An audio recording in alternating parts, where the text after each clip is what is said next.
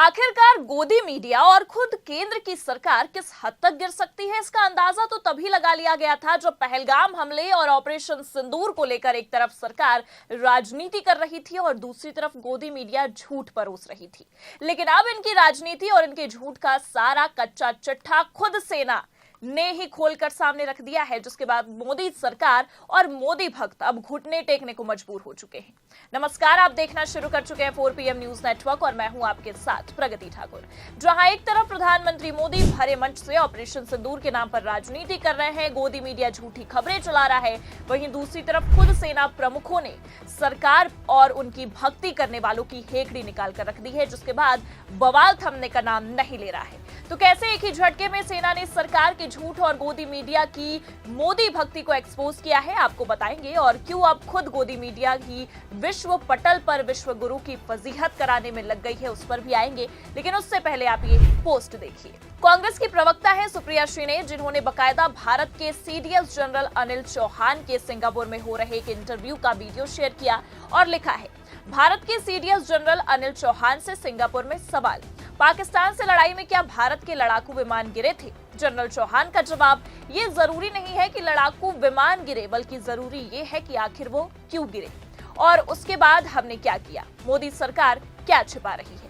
तो इस पोस्ट को देखने और पढ़ने के बाद दो सवाल मन में उठते हैं कि पहले तो सीडीएस जनरल ने अपना इंटरव्यू भारत में ना देकर भारत के गोदी पत्रकारों से बातचीत ना करके उन्होंने दिया किसे, सिंगापुर के पत्रकार को। तो इससे साफ समझ में आ रहा है कि खुद भारत में ही भारत की पत्रकारिता और गोदी पत्रकारों का क्या स्तर हो चुका है।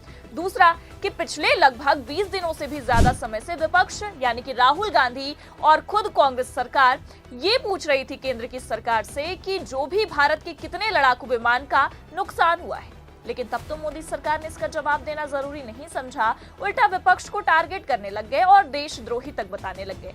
लेकिन अब आप देख सकते हैं खुद सीडीएस जनरल ने इस सवाल का जवाब देते हुए साफ कर दिया है कि मुद्दा ये नहीं है कि लड़ाकू विमान गिरे, बल्कि जरूरी ये है कि आखिर वो क्यों गिरे। हालांकि आपको बता दें कि इन सब के बाद भी मोदी सरकार ना इन सवालों का जवाब देना जरूरी समझती है, ना इस पर कोई सुधार करने की कोशिश।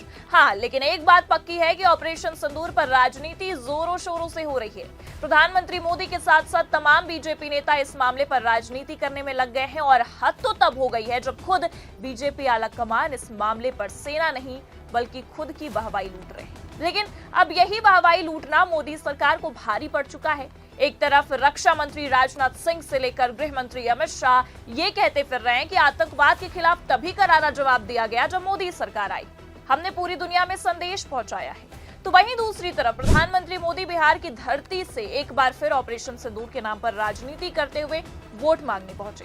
और इतना ही नहीं बल्कि उनका तो ये भी कहना रहा कि बिहार की जनता को आतंकवादियों को मिट्टी में मिलाने का जो वचन दिया था उसे ही पूरा करके आया।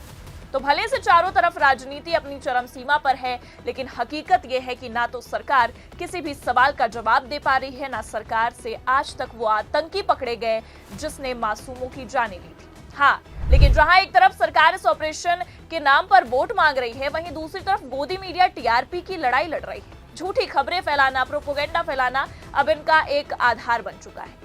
लेकिन इनकी इसी रणनीति को लेकर अब खुद सेना ने सरकार के साथ साथ गोदी मीडिया की पोल खोली है। यहाँ पर गोदी मीडिया के लिए सबसे शर्मनाक बात यह है कि सीडीएस जनरल ने अपनी बात रखने के लिए इनका मंच नहीं चुना, इनके चैनल को नहीं चुना और बल्कि इतना ही नहीं इनकी धज्जियां तक उड़ा दी है। देखिए, खबर हमारे पास मौजूद है, इसमें लिखा भी है, सीडीएस फर्जी खबरों से चिंतित, कहा निपटने में 15% समय बर्बाद हुआ, सैन्य प्रणालियां सुरक्षित। खबर देखकर यह साफ समझ में आ रहा है कि ऑपरेशन सिंदूर के दौरान टीआरपी की लड़ाई में गोदी पत्रकारों ने जो झूठ फैलाया है उसे लेकर खुद अब सेना में नाराजगी है। तभी तो फर्जी खबरों को लेकर खुद सीडीएस जनरल ने अब चिंता जाहिर की है और कहा है कि हमारा 15% का जो समय था वो तो इसी सब में चला गया। देखिए, आगे खबर में लिखा भी है, chief of defence staff CDS general Anil Chauhan ने कहा है कि जंग में गलत जानकारी और अफवाहें एक बड़ी चुनौती बनकर उभरी। ऑपरेशन सिंदूर के दौरान हमारे जवानों का 15% वक्त फर्जी खबरों से निपटने में बर्बाद हो गया। उन्होंने कहा कि हमारी रणनीति ये रही कि बिना जल्दबाजी किए पुख्ता तथ्यों व सबूतों के साथ अपनी बात रखी जाए। शांग्री-ला संवाद में सीडीएस ने कहा है कि ऑपरेशन सिंदूर के वक्त महसूस हुआ कि हमें सूचना युद्ध के लिए एक अलग और विशेष शाखा की जरूरत है। उन्होंने कहा कि ऑपरेशन सिंदूर के शुरुआती दौर में 2 महिला अधिकारी मीडिया को जानकारी दे रही थी, क्योंकि उस समय वरिष्ठ सैन्य अधिकारी वास्तविक ऑपरेशन में व्यस्त थे। उन्होंने ये भी कहा कि भले ही भारत और पाकिस्तान ने एक दूसरे पर साइबर हमले किए, लेकिन भारत की सैन्य प्रणालियां इंटरनेट से जुड़ी नहीं है, इसलिए वो सुरक्षित रही।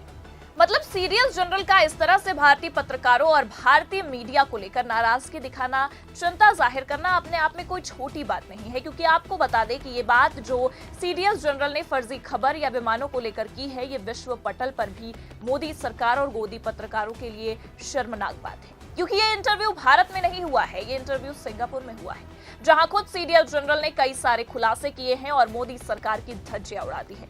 हालांकि आपको ये भी बता दें कि सीडीएस जनरल से पहले खुद एयरफोर्स चीफ मार्शल अमनप्रीत ने भी सरकार की झूठी रणनीति और झूठे दावे वादों को लेकर पोल खोली थी, जिसे लेकर खुद मोदी सरकार और खासकर रक्षा मंत्री राजनाथ सिंह अब कटघरे में खड़े हो चुके हैं। जी हां, क्योंकि जहां एक तरफ हर मंच से रक्षा मंत्री राजनाथ सिंह वाहवाही लूटने से बाज नहीं आते हैं, वहीं दूसरी तरफ खुद सेना ने इनके झूठे वादे और दावों की पोल खोली।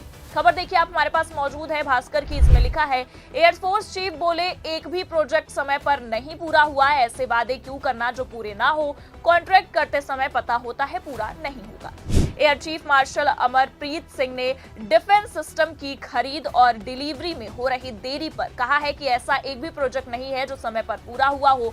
ये सोचने वाली बात है कि हम ऐसा वादा क्यों करते हैं जिसे पूरा ही नहीं किया जा सकता। कई बार कॉन्ट्रैक्ट साइन करते समय पता होता है कि ये समय पर नहीं होगा, फिर भी साइन कर देते हैं, जिससे पूरा सिस्टम खराब हो जाता है। हालांकि आपको बता दें कि ये पहला मौका है जब किसी भी सेना प्रमुख ने सिस्टम पर इस तरह से सवाल उठाए। तो देखा आपने, खबर देखकर ये साफ समझ में आ रहा है कि सेना प्रमुख सरकार के वादों और सिस्टम पर सवाल दाग रहे हैं। लेकिन यहाँ हैरानी की बात बस ये है कि सेना प्रमुख ने तब सिस्टम पर सवाल उठाए हैं या सिस्टम की पोल खोली है जब वैसे भी ऑपरेशन सिंदूर जैसे प्रोजेक्ट को लेकर उसे बीच में ही रोक दिया गया था। और इतना ही नहीं, बल्कि सीज फायर लागू कर सेना के मनोबल तक को गिराया गया था। ऐसे में सेना का ये बोलना कि सिस्टम की लापरवाही की वजह से कोई भी प्रोजेक्ट समय पर पूरा नहीं हो पाता है, अपने आप में ये कोई छोटी बात नहीं है, क्योंकि ये आप और हम बखूबी जानते हैं कि ऑपरेशन सिंदूर को कहीं ना कहीं पूरा करने के लिए ज्यादा दिन लगे थे। और सबसे बड़ी बात यह है कि ट्रंप के कहने पर मोदी सरकार ने इसे बीच में रोक दिया था, और ट्रंप का तो ये भी कहना है कि व्यापार के लिए इसे रोका गया था। लेकिन आज तक ना मोदी सरकार ने इसका जवाब दिया, ना ही इस बात का कि लड़ाई में भारत को कितना नुकसान हुआ। लेकिन तब तो मोदी सरकार ने जवाब नहीं दिया है, पर अब आप देख सकते हैं खुद सेना इनकी राजनीति का पर्दाफाश कर रही है, और जो सवाल सरकार से किए गए थे वो जवाब खुद सेना दे रही है और सरकार की पोल पट्टी भी खोल रही है। तो फिलहाल जिस तरह से सेना प्रमुखों ने बड़े बड़े खुलासे किए हैं, उसे लेकर आप क्या सोचते हैं? अपनी राय कमेंट करके जरूर बताएं। ये खबर आपको कैसी लगी, लाइक और शेयर जरूर करें, और अगर चैनल पर नए हैं तो सब्सक्राइब और ज्वाइन करना ना भूलें। देखते रहिए 4PM न्यूज नेटवर्क। नमस्कार।